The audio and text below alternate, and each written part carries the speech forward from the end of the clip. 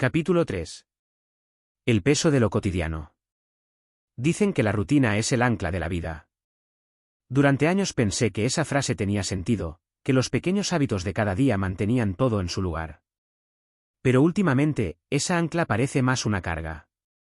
Cada tarea cotidiana, por más sencilla que sea, ha comenzado a pesar como si fuera una montaña por escalar. El primer indicio fue un día cualquiera, cuando me dirigí al supermercado. Al llegar, me detuve en medio de los pasillos, confundido. Había venido por algo, lo sabía, pero no recordaba qué era. Miré el carrito vacío y sentí una punzada de frustración. ¿Cómo era posible olvidar algo tan básico? Pasé varios minutos caminando de un lado a otro, esperando que algo me recordara mi propósito. No quería sacar la lista que había hecho en casa, porque admitir que la necesitaba se sentía como aceptar una derrota. Pero finalmente cedí. Revisé el papel y vi las palabras escritas con mi propia letra: leche, pan, huevos. Cosas simples, esenciales. Y, sin embargo, no había podido recordarlas. Volví a casa con las bolsas llenas, pero el sentimiento de fracaso me acompañó todo el día. En el pasado, la rutina me daba una sensación de control. Saber que el lunes era día de mercado, que el miércoles tocaba ir a la tintorería y que los domingos eran para comer con Teresa me hacía sentir que el mundo tenía un orden. Ahora, cada una de esas actividades se había convertido en un desafío. No era solo el olvido. Había algo más, un cansancio mental que hacía que todo pareciera más difícil de lo que era.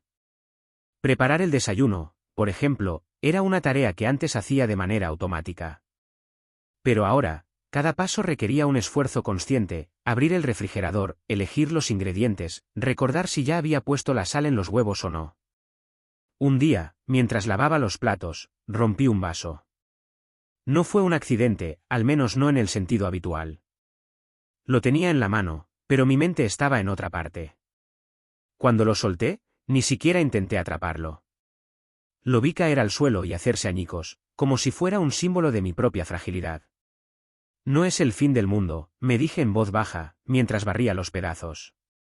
Pero esa frase, que solía consolarme en otros momentos, no tuvo efecto esta vez. Porque en el fondo sabía que no era solo un vaso.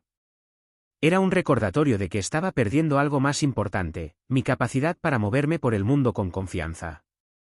A veces me preguntaba si los demás notaban mi lucha. En el mercado, en la tintorería, en la farmacia, todos parecían tratarme con la misma cortesía de siempre. Pero yo sentí que mi torpeza era evidente, como si llevara un cartel invisible que decía: este hombre está perdiendo el control de su vida. Una tarde, Teresa vino a visitarme. Se dio cuenta de que la casa estaba más desordenada de lo habitual. Había platos sin lavar en el fregadero, ropa acumulada en una silla y un par de revistas apiladas en la mesa del comedor. «Papá, ¿todo bien?», preguntó, con ese tono amable pero preocupado que había empezado a usar últimamente. «Claro, hija. Solo he estado un poco cansado», respondí, impidiendo su mirada. Ella no insistió, pero mientras hablábamos, se ofreció a ayudarme con algunas cosas. Dobló la ropa, lavó los platos y hasta organizar las revistas. La dejé hacer, aunque por dentro sentí una mezcla de agradecimiento y vergüenza. No quería que mi hija me viera como alguien incapaz, pero también sabía que necesitaba su ayuda más de lo que quería admitir. Esa noche, después de que Teresa se fue, me senté en la sala y miré la casa limpia y ordenada. Por un momento, todo parecía en su lugar. Pero el peso seguía ahí, como una sombra que no podía sacudirme. La rutina, que antes me daba estabilidad, ahora parecía un terreno lleno de trampas. Cada día era un campo minado de pequeños olvidos y tropiezos, y nunca sabía cuál sería el siguiente.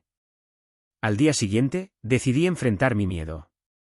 Hice una lista detallada de todas las cosas que tenía que hacer esa semana, desde las tareas más simples hasta las más complejas. Me dije a mí mismo que, si seguía el plan, podría recuperar algo del control que sentía que estaba perdiendo. El primer día fue un éxito. Completé cada tarea de la lista y me sentí orgulloso de haber cumplido con lo que me propuse. Pero al segundo día, algo ocurrió. Estaba caminando hacia la tintorería cuando de repente me detuve. No recordaba por qué estaba ahí.